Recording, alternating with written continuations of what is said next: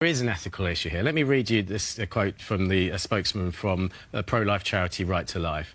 In one room of a hospital, doctors could be working to save a baby born alive before 24 weeks, whilst in another room, a doctor could perform an abortion which would end the life of a baby at the same age. Surely this contradiction needs to end. That is a very good point, isn't it? I don't think it's a contradiction, though, because even if, for example, fetus is born, say, 22 weeks gestation, OK?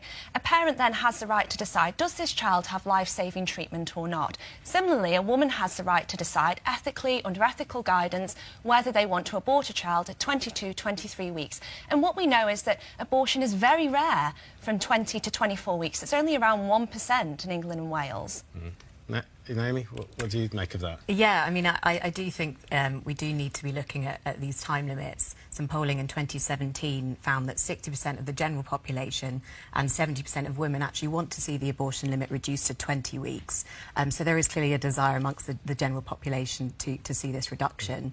I think the contradiction shows that this argument that a fetus only becomes a person once it's able to survive outside of the womb is arbitrary, because it does depend on medical technology, and as things improve with medical progress, we are going to see that time limit being reduced further. And should people be forced to continue with their pregnancies even if they're not wanted?